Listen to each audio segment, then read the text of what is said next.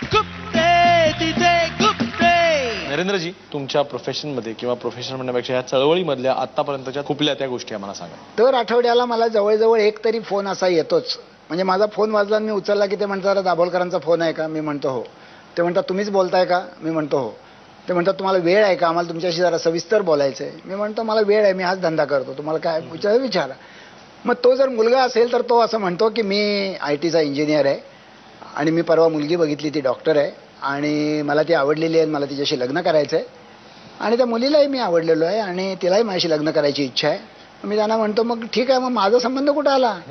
मग ते म्हणतात अहो डॉक्टर तिथंच काय झालं ना, आमच्यातल्या एका पाहुण्याने उगीच आपलं आमच्या दोघांच्या कुंडल्या एका ज्योतिषाला दाखवल्या आणि तो ज्योतिषी असं म्हणतोय की या कुंडल्या इतक्या जमत नाहीत की हे लग्न जर झालं तर 6 महिन्याच्या आत मुलगा किंवा मुलगी याच्यापैकी एकाचा बाप गचकल्याशिवाय राहत नाही.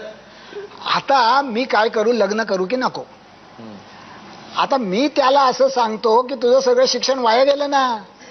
अरे तू कसला कॉम्प्युटर इंजिनियर झाला, तू कसला फिजिक्स शिकला, तू कसला डॉक्टर झाला? स्वतःच्या आयुष्याचे निर्णय स्वतःच्या हातामध्ये न घेता, ज्यांचा काडीचा संबंध नाही, हे सिद्ध झालेलं आहे वैज्ञानिक दृष्ट्या, परत ज्यांना महाराष्ट्र भूषण मिळाले त्या जयंत नारळीकर परत सांगताय, त्या आकाशातल्या ग्रहगोल ताऱ्यांशी तू तुझ्या आयुष्यातले महत्वाचे निर्णय जर जोडत असशील तर माझ्या देशातली इतकी तरुण पिढी ही इतकी अवैज्ञानिक कशी, ही मला खुपणारी एक गोष्ट आहे. दुसरी गोष्ट अशी की हेही आपल्याला माहित नाही की मी जितके वर्ष अंधश्रद्धा निर्मूलनाचं काम करतो तितकीच वर्ष तितक्याच पोटतिडकीनं मी व्यसनमुक्तीचं काम करतो. माझ्या व्यसनमुक्ती केंद्रामध्ये 30 ते 40 ॲडिक्ट्स दर महिना ॲडमिट असतात आणि व्यसनाचं सर्व पातळीवरचं काम मी करतो. त्यातलं एक आहे प्रबोधन, नंतर प्रतिबंध, प्रतिकार, उपचार आहे. इथं बसलेल्या मुलांना जरी मी विचारलं तरी मला खात्री आहे, कारण हा मी शेकडो कॉलेजमध्ये महाराष्ट्रात प्रश्न विचारलेला आहे की तंबाखू सेवनाच्या नंतर तुमच्या आयुष्याच्या दृष्टीनं होणारा सगळ्यात गंभीर दुष्परिणाम कुठला? आणि सगळीकडे कॅन्सर हे उत्तर सोडून उत्तर येत नाही. पण तरुणांना हे माहीत नाही, तरुणींनाही माहीत नाही की तंबाखू सेवनाने पुरुषाला तात्पुरतं किंवा कायमचं नपुसकत्व येतं. ही गोष्ट वादातीतपणे सिद्ध झालेली आहे.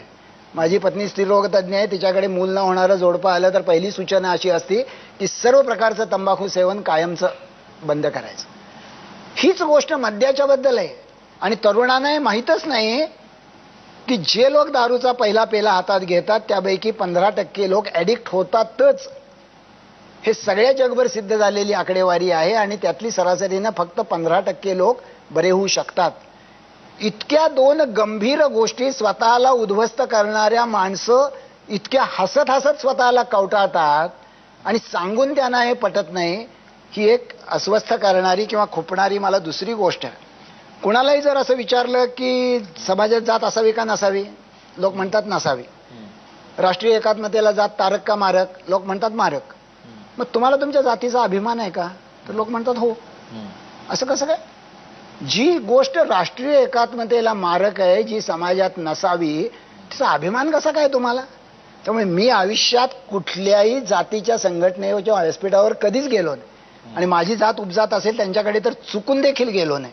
याचं कारण मला जातीच्या आधारे संघटन करणं हा अपमान वाटतो.